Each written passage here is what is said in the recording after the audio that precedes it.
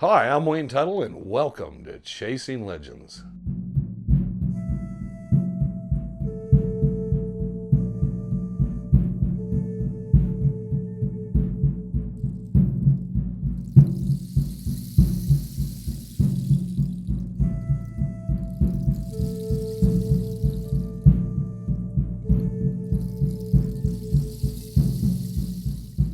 Welcome back to Chasing Legends. I'm Wayne Tuttle. I'll be your host yet again this week.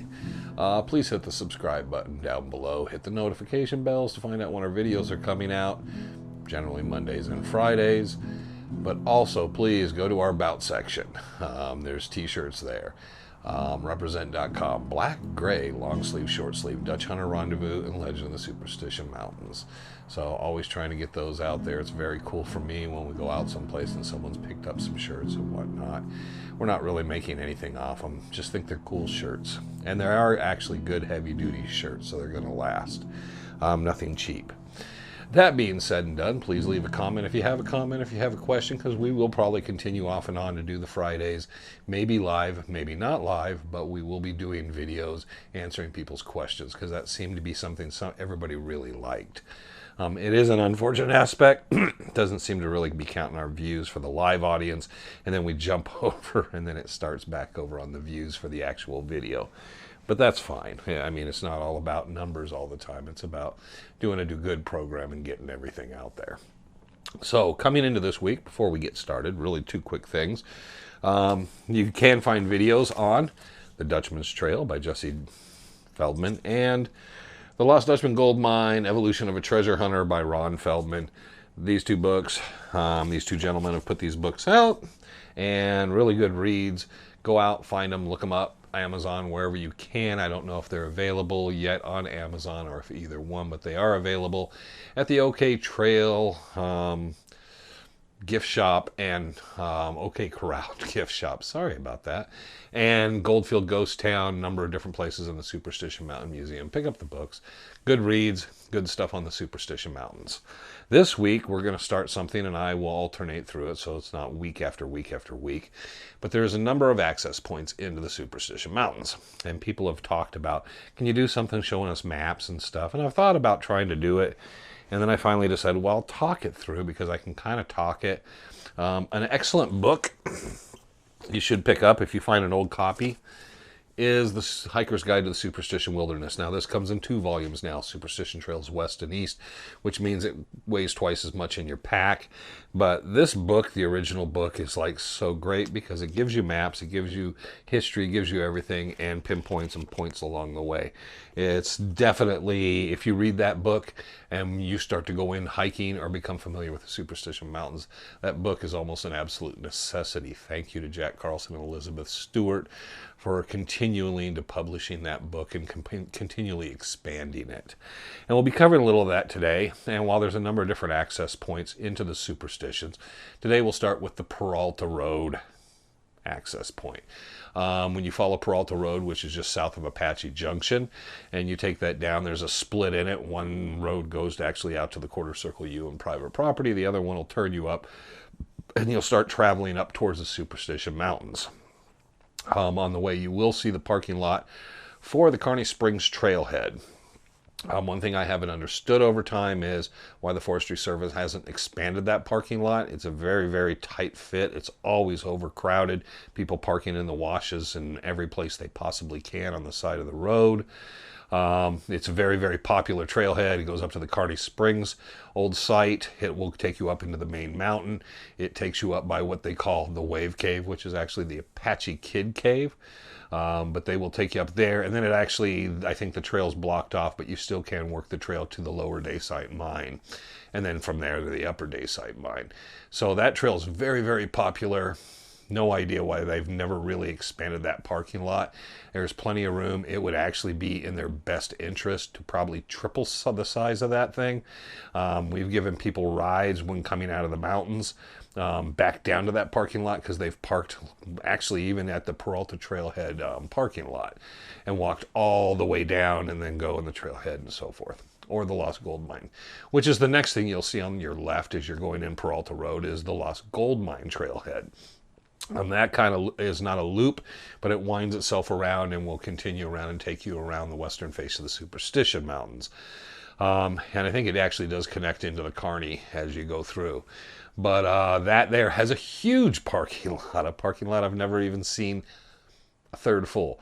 So it's a huge round circular parking lot with the trailhead at it. Makes absolutely no sense that the more popular trail has this tiny little lot and that one has this gigantic big circle. But hey, who's to say what not? The Don's Camp is located near that area. There's an access road. Please don't go down that. That is private property. We'll have to ask you to leave or escort you off if you're out there. And you shouldn't be. Continuing up past there, you'll see the horse trailer parking lot for where the people with horses and trailers and so forth can park, and it's the overflow lot. And then you'll continue up and hit the Peralta Trailhead parking lot. Now, when I was a kid, there was tents there because the Forestry Service actually had tents seasonally, and they monitored the traffic and talked to people, and they were there at the trailhead. The parking lot was nothing like what it is now. But it's much improved. It's a pretty nice parking lot. The problem is it's usually pretty packed. You're going in that way or you're looking to park, get there early. You see a lot of people kind of mid-morning doing circles around it. It's kind of very similar to the hieroglyphics Springs parking lot. People are just circulating because they're hoping someone's going to come out and leave. So that being said, there's a restroom there and some facilities. There's a book you can sign in. But that's the beginning of the Peralta Trailhead. Peralta Trailhead was the site of the Linsba house. Linsba had a house there for a number of years. Bob Ward even actually lived in the 70s, late 70s, early 80s, lived in a shack along there. Adam Stewart had a cabin back in there. Adam Stewart's actual grave site is back going into the canyon. Now, part of that history is Peralta Canyon is not Peralta Canyon, it's Willow Canyon. But unfortunately, it's kind of that thing is the Forestry Service names things not necessarily accurately. Historically, they just, I think, had names and they just utilized names through things. So when you come to that canyon, the Dons of Arizona who began the treks and their picnics up actually at First Water area, Bill Barkley gave them some sites up there they eventually moved it down to the Peralta Trailhead area.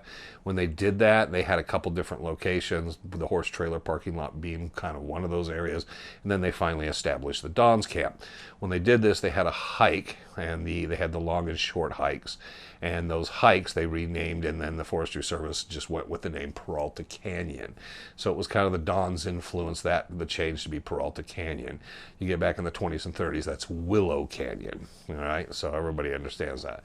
Seasonally, it can be kind of a nice hike. The first part of it, you get a bit of shade off and on through there, and then the last part, it's a lot of zigzag and going uphill, big change in elevation.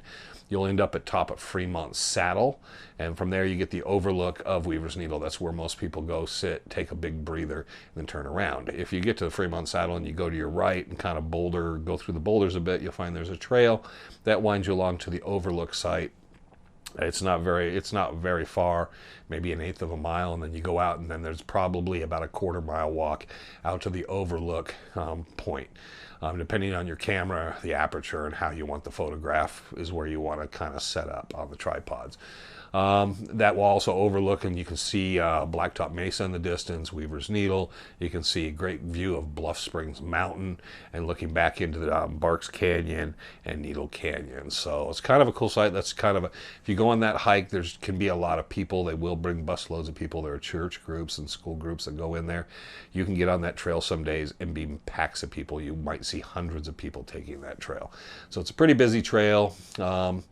If you're generally in pretty good condition, walking condition, again, the harder part's going up it and going in. Once you come out, you're generally just pretty beat down, tired, and you just come down zigzagging downhill and keep wondering, when's the end, because it all kind of starts to look the same after a while.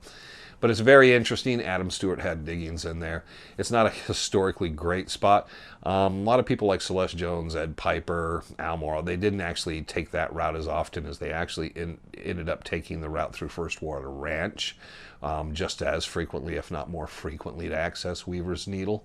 And we'll cover some of that kind of history and so forth later. But that's that particular. But when you go in, you will see there's to your right, as you start going in the Peralta Trailhead, you'll see there's a trail that kind of goes off to the right and then dips down into a wash. That is this trail that intersects, that goes with the Bluff Springs Trail and the Dutchman Trail, I believe. The Bluff Springs Trail will be to your left. It leads up what we call Cardiac Hill. It's roughly, I always feel it's like a 3-stage climb. It is pretty exhausting for most people. Even if you're in pretty decent shape, you're going to take a few breaks.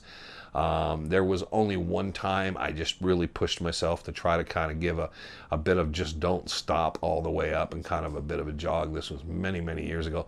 That is a tough one. If you're looking to see how well your lungs work and if your heart will stop, that is the one. Once you get up over that, though, however, you're going to start dropping back down into Barks Canyon, and so you're back in the wilderness area. One of the reasons we like that trip so much is, while it is so taxing to get that first part in, once you get up over that hump, you're in the mountains. You're in Barks Canyon, you're on the Bluff Springs Trail, and you will end up at the intersection roughly where Williams Camp was, and where their Lost Dutchman Mine site was. So you'll go down through there, you'll hit through Barks Canyon, the Barks Draw. There's a Peralta stone on your left as you go through the draw. Through there, you'll see Weaver's Needle kind of up above the Barks Canyon at the end of that part of the canyon. There's a little tricky spot where watch the cairns, because you should literally be going northeast and then going up onto that ridge across from you. So you should be going, and then you will be elevating up on that side of the mountain. If you try to go down either of those washes or areas where the people have some cairns, you're just going to end up just dead out and in a lot of brush and a lot of headaches. There's no real trail through those sections or areas. In the reverse there, if you're in there and you want to, you can work your way down Barks Canyon. Gentleman by the name of George Draculich, his name was George Miller, had some mines down in there too. A couple sites down there towards the entrance, and that will dump you back into Barkley Basin. If you do that and you just kind of bushwhack and cut your way across, you will end up on the Dutchman Trail. Dutchman Trail is the one that you take from the right. When you go in there and you're coming off of Peralta Trail in that first jog, one goes left, that's Bluff Springs, and the one to the right is the Dutchman's Trail. Dutchman's Trail has a little bit of elevation up and down. You come out and then you'll be flat out through Barkley Basin. You're going to skirt the southern edge of the Superstition Mountains proper of the wilderness area, and you'll work your way around those base of those mountains. As you work your way, you'll see Castle Rock, or else Spanish Graveyard, whatever you want to call them, and you will see eventually Weaver or Miner's Needle on your left. It kind of works the route up into there. As you work closer, you will notice that obviously Spanish Castle or Spanish Graveyard, Castle Rock, which are the significance of that is someone found, was it the Mid-Isles? Anyways, someone claimed to have found Spanish armor. Most people think they found old prospector shovels and some sheet metal, and that was never verified, but then it got that tag name of the Spanish Graveyard. Castle Rock's not great either, because it always makes me think of Stephen King. Anyways, there's that site. Behind it to the north is Coffee Flat, which was always referred to as Picajo Peak or Picajo Butte, and it also used to be known as Squaw Teat. So if you have an older map, it'll say Squaw Teat, because we care about people and we don't want to say those things anymore. They changed the name. So it was a name that got changed. I still, in the back of my head, while I refer to it as Coffee Flat, I still remember it was, when I was growing up, still called Squaw Teat. When you get out there, you'll find that the cave turns and twists and starts to go to the north. You'll be going up into and up by Miner's Needle, and it will be on your left. And as you climb up, you'll find there's a junction on the trail. The junction will be the Whiskey Springs to the right, and then the Dutchman Trail will continue up to the north. It basically will lead you to the southern end of Bluff Springs Mountain. Whiskey Spring Trail actually does cut off. It will lead you to the LaBarge box, where you can bushwhack up into the box. Chuck Crawford's old haunts, where he had his mines and where he felt his Lost Dutchman mine was. A number of people did. It'll take you up through the area of Whiskey Springs, up around kind of getting close to Music Mountain and so forth, and then it will loop back. I think it's just north of Holmes Springs. It'll reconnect with what's known as the Dutchman Trail, which is, I will just say this here, the Dutchman Trail, if you're ever on it, it will lead you all the way back to First Water parking lot. So if you are on the Dutchman Trail and you continue to go on it, if you continue to go forward and follow the signage or stay to the main trail, it will take you back out of the mountains, or it'll take you back to the Peralta Trail parking lot. It's a long, long route to go through, and I hope you have a shuttle, because I would hate to walk back. But that trail does go from one end of the Superstitions to the other, from the First Water to the Peralta parking lot. It's one, and it's an easy one pretty much to follow, because you're just going to designate through there. So if you choose not to go the Barge box route, just to be a little confusing, you will continue north towards Bluff Springs, which is Bluff Springs Canyon. What's very odd is if you follow that trail and it splits again, one to the left you'll go to Needle Canyon, to the right you will go to Bluff Springs Canyon, which becomes LaBarge Canyon, and then we'll follow the Dutchman Trail into a little more LaBarge proper and veer off there. So, and there's the upper lower LaBarge. It's a little confusing, but I always consider the east side of Bluff Springs Mountain LaBarge, because you have the LaBarge box and you have LaBarge, and then you have the northern end of LaBarge, upper and lower LaBarges. But they have that little bit of Bluff Spring Canyon in there. That is where the sites of Crystal Spring, which I don't think is really functional anymore in Bluff Springs. Bluff Springs is there, it's back. We'll always be careful of snakes, because it's pretty grown over with vegetation. There is usually water there 365 days a year. So it's one of the spots, while I would say treat the water, you're always going to find water there. Make sure the tap is shut off fully, though, when you do it. If you go around from there to your to the east and going north, you will actually find the remains of where the old trough was. You'll see where there's some nails, where originally the Charlie Boy cabin was moved down to the Bluff Springs site. I believe Tom Collenborn actually helped with that when they moved it down to that site. So Tom was one of the people, and then later it was dismantled by the Forestry Service. But that's where that cabin was for a number of years. So you get to that side. There's a nice place to camp there if you're looking for a nice backpacking, bit of strenuous height, and there's nobody there. There's 2 or 3 really nice spots under the trees, just to the west of Bluff Springs, right when you get to the trail, and it splits. The right, as I said, goes to LaBarge. Will take you up and around Bluff Springs.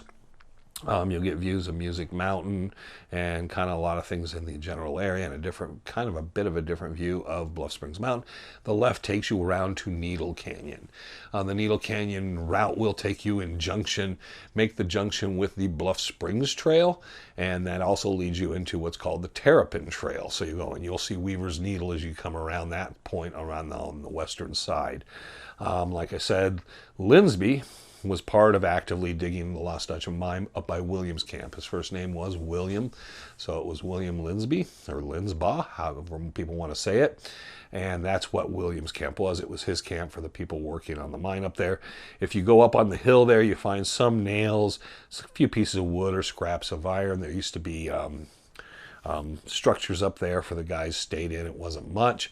And if you go continue up to the foot of Bluff Springs on that little hill, you will find there's a big pit in the ground. That was the Lost Dutchman Mine pit that they were digging down to intersect tunnels. The tunnels are actually a little bit to the northwest of there. They're pretty much collapsed. They're like rat holes now.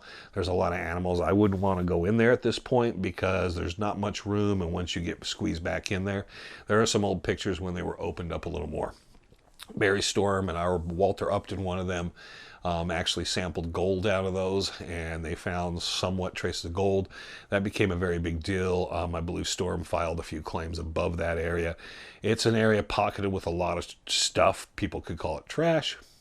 Other people would call it not trash. It kind of has historical significance.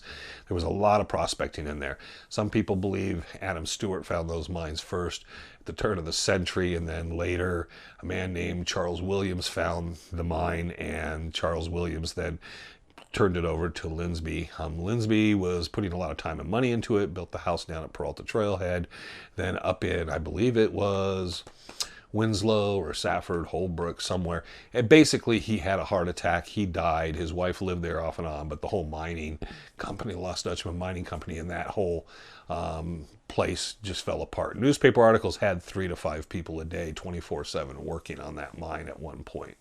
So this is way back, obviously, in the day, I think in the 30s. So you're going in, you're going to the left. This is Needle Canyon. You're going up and around. You'll see great views of Weaver's Needle. Of course, like I said, you could take Cardiac and the trail through there and get there probably in half the time. You might be a little tired, but you'll make it there. And I think there's a little more shade on that route. You come up there, it takes you back up over to the mountain, and you could end up in Al Moro's camp, or you can take the route once you get past Weaver's Needle and take the trail to the left. That will take you between Palomino and Blacktop. Kind of that. Now, one other possible site, and one we've talked about significantly, because you'll notice some of these places on Bluff Springs, just above the spring to the right and over from the spring is the area of the Bob Ward's Banshee. There's a little alcove up in there, and you can sit there and look through the bushes and hope for some lightning and a storm and see if the Banshee pops up for you. But as you're making that way towards Needle Canyon from the Bluff Springs campsite area where I was said the camping, you'll know it because you can see people camp there and there's trees and it's really nice. As you work your way around, you'll see several cactuses, and you'll look and you'll find a couple cairns. When you see those, start working your way up and kind of very carefully pick through the cairns, kind of always navigating a little northeast. And as you work your way up the side of the mountain, about a third up, you will hit the Ely Anderson Trail. Most of the lower part of it is completely just gone. It's been washed out or just eroded away. You'll hit that and follow it up to the top. There's a rock wall at the top, whether it was to keep animals in or keep animals from coming down the mountain, from leaving the top of the mountain, I don't know. Both have been suggested, but it's a well-worn trail. You get up there and the ground can be very soft. It's during definitely the winter seasons, and there's been some rain, you'll feel like it's spongy. So the water does soak into the mountain there.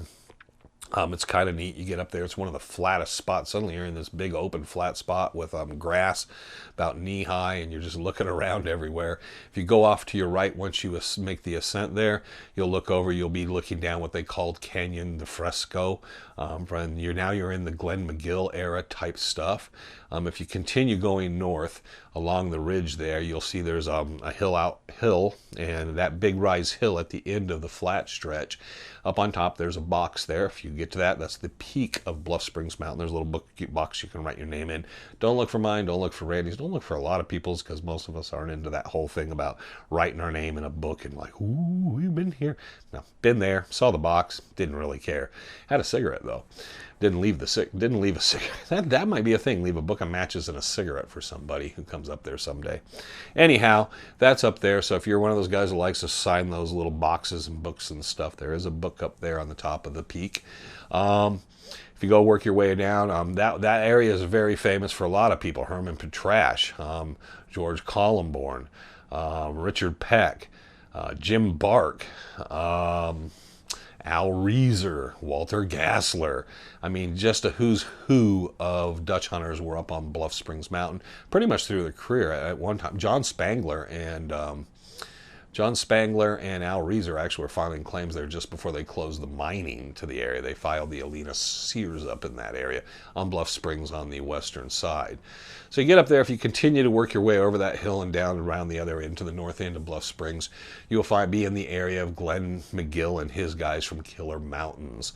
That was his big site and stuff. You'll find the alcove where they kind of camped a bit. You can find his mine. I don't know if anybody has GPS coordinates. The remains are there. You can see where they were digging stuff up. The Forestry Service says it's completely gone. It's not. And then if you're very careful, go down, it's easier to come up to it. There's that cave that it's not a big cave, but not a very extremely deep cave, but you can get up to that cave, climb in and see where they were trying to dig in the holes in there. So that gives you some of the idea of the site there with the Killer Mountains and that whole thing there. But a lot of the books cover a lot of stuff in that area. So that's the Ely Anderson. Now on the north side of Bluff Springs, there is a trail that comes down on the north side. I know very few people, I've went down it, but very few people have went down from horses. Now, Tom Columborn would ride up the Ely Anderson and then come down that north side, I was told. Tom told me he did. I did not want to believe this. I believe a madman on hallucinogenic drugs and possibly had been drinking might attempt that on a horse. Larry Hedrick once told me no, he had to follow Tom down that north side, and Larry told me he literally rode on the horse's ears all the way down and was scared for his life. So Tom did it. Larry confirmed it to me because I was like, that's BS. There's no way someone would ride. I would get off the horse because my fear would be the horse is going to go down and I'm going to die. I'm going to get thrown from the horse. The horse is going to hit me on its way tumbling down behind me. Anyone who goes down that north side is just going to do the same. It's like, that's no way possible. Tom always told me, no, you got to know what you're doing. Can't be like some amateur. And I was just like, there's no amateur about it, Tom. That's just insane. But Tom did it, and Larry confirmed it. And Larry, you could tell by the look in his eyes, had done it. And Larry said, yeah, he literally rode the horse's ears all the way down on that ride. So, but good for Larry. He made it through. I think it's one of those situations where you can't go back and there's nowhere to go. You got to follow the leader. So, but there is a way off the north end. You can hike it. It's much easier. It's still a bit of a challenge, but you can take that off the top. It will lead you back in where you will cross, and you will be in Marsh Valley, and you will hit the Dutchman Trail again, which if you go to the right will take you back all the way down around past, let's see, that would be, I'm trying to think, this Barge Spring and then Holmes Spring, which I'm not sure if either of those are active or even seasonal anymore. And it'll take you to the south where you will just follow out and end up in the Peralta Trailhead. If you choose to go to the First Water Trailhead, you just would go to the left and you would follow up, go up Bull Pass, which is not as bad as Cardiac, but it's still a bit of a pain, and you will follow up in that, and you will end up in Brush Corral Basin, and you will follow the trail out to the First Water parking lot. So that's kind of the southern entry, and that's probably the most popular entrance. Obviously, the two are First Water and Peralta Trailhead. We also will cover over time the Tortilla Trailhead or Tortilla Ranch area, because there's a number of different ways you go in there. We will cover going into Rivas Ranch. We will cover the Pinto Spring and all that stuff on Pinto Creek. And we will also cover some other areas like Hewitt and some of those spots. And then we'll cover some of the minor ones that are kind of popular that people go into and some of the things along there. But if you use that as a guiding instinct and always stick to the main trails, there are signage at a lot of the junctions. But again, if you go into Peralta Trailhead and you kind of stick to it, you're going to always probably be able to hit the trail. It will be circular. You can always see, unless it's a really, really low cloudy day, you'll always see Weaver's Needle or Miner's Needle. And once you're familiar with those two peaks and then possibly Bluff Springs Mountain, or even on the north end of Blacktop and Palomino, you're pretty good shape because you can always find your way out. I always find it difficult to understand, but I will, people do get lost, but I understand. It's like, it's not that far, and how do they really get lost? That if they're deep in the canyons, maybe I understand it more. If they think they're going north, they're going south, and they can't really tell. But that's the Peralta Trailhead and the various ways in and out. Great stuff. If you get up on Bluff Springs and you get up on that main peak, even though almost anywhere in Bluff Springs, if you get up on Bluff Springs, go to that main peak, sit up on top. You're going to look to the north and see Blacktop. You're going to see Black Mountain or Charlie Boy Mountain, Peters Mesa. You're going to see Weaver's Needle like you probably will never see it. And you will see Music Mountain. You will see LaBarge, the LaBarge Box, Coffee Flat. You will see Miner's Needle. You will see everything, the main mountain. You will just turn around and have a view literally from the central area of the mountains of just about everything you can imagine in the distance. And it's kind of a real special treat. Great for, if you want to take some video or if you want to take pictures. That's a really, really cool spot. But anywhere on Bluff Springs when you're up on the ridges and stuff. Now, I will add Tom Collenborn. I spoke to him once because Glenn McGill said there was a trail on the eastern side of Bluff Springs Mountain. And I always contested it because I looked for years on the LaBarge side, and I looked and looked and looked to see this trail that's in the book that he talks about. I never could find it. I don't know of anyone else that's ever found it. Tom said he found sections that he was pretty sure was a very old trail, but it washed out and was gone in so many sections that he couldn't really verify if it had actually been a real working trail. But he said it was a possibility. I questioned it a bit, saying, you sure it's just not game trails and stuff like this? And Tom said, no, he thought it could have been what McGill was looking at. And McGill even said it was in terrible shape. They only used it maybe once, and it had a lot of sections that were completely washed out. So Tom said there was a real possibility that that was the existence of it.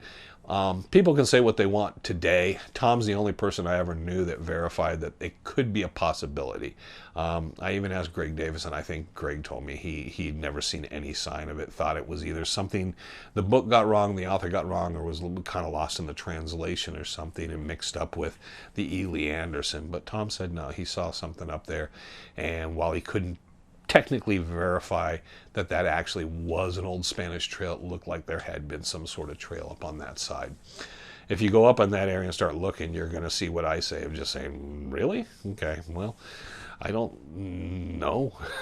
But I believe Randy and I spent a little time looking for it too, but yeah, no luck. That said and done, that pretty much covers the southern end at the Peralta Road Trailhead entryway. Hope everybody enjoyed that. If you got a map or something, you can just literally take your Google map, listen to me do this if you want, put it off to the side, you can just take your finger and follow it. So no matter where you're at, coming into the mountains, if you take one end and you come in on the Barge side of the Dutchman Trail, on the other side, you can always circle around Bluff Springs, come back down Needle Canyon, and you know, you can always do the Terrapin Trail back in. You can take out the Bluff Springs. You can go. There's so many different variations. The one thing about Cardiac is outside of that one section of Barks Canyon, I don't think you can get too far off trail. You're going to end up right back where you need. I think if you're coming around the Dutchman Trail, I don't know. I just don't see how you would really get lost. My suggestion, if you're going through there, you know, hey, if you want to take that longer trail through with the Dutchman Trail, go up to Charlie Boy. It's not the same Charlie Boy as it was in the 40s or 50s or 60s, but it's still a nice trip and so forth. And it gets you kind of deeper in the mountains. Keep on the trail. This is not the time to go, though. Make your plans now for next December, January, February. Right now is the time to plan and gather the gear and get filtration water units and make sure you got everything together to do what you want. I would not suggest in any shape or form going out there right now. This is not the time of the year, and the monsoons will come in, so it's just going to be 110, 115, and the humidity is going to rise. And we've heard what's happened to some of the cattle in the Midwest from the heat changes. If you're someone from a much more humid but cooler climate, and you come out here and hit that dry, hot air, and then it gets humid and it's the heat, you will not do well. It will overheat your body. It will do a lot of bad things to you. I don't care how tough you are. It's just not a place to be and not a thing to do. You're not a guy out there every day in it. When I hiked in the summers, it was because I was out there physically all summer working in it 5-6 days a week. So I not only had a tolerance, but I had an understanding of how to do things. And even then, I didn't go up in the mountains really much. So it's just that time of year. And then the other thing is there's just no water. So there's no water, there's no catch basins, there's no pools. So be very careful. Stay out if you want. Just drive out. Go to Goldfield Ghost Town. Go to the museum. Do some research. Take some pictures. Stay in the AC if you can. I mean, best thing to do. I hate to say don't visit Arizona in the summertime, but stay up north, definitely. But that's it. So that's the Peralta Trailhead. We'll come back with you guys with another thing. But I will be catching the first water, the tortilla, catching some more of these. And we will do something to augment this, so you kind of put some of the stories in perspective with this. Like I said, this covered what we did with the Bob Ward Banshee story and the Ely Anderson and Randy Wright and I in the Friday episode we did on that. It kind of tails in, so people have been asking for that. Go to Google Maps, you can follow it along, and then definitely a good topo map will always do it, all right? So thank you for joining us again this Monday. I hope everybody enjoyed that. Not really a story, not really necessarily history, but I think that's something in what you just heard here and the recommendation I did for Jack Carlson and Elizabeth Stewart's books, whether it's the new 2 volumes or it's this book here. If you get a copy of one of those, that could be life-saving for you, and if I can save some lives in the process rather than just kind of tell fairy tales like the other guys out there will, hey, I've done my job, right? So until the next time, always remember, I'm Wayne Tuttle, you're not, and thank you for watching Chasing Legends. Take care.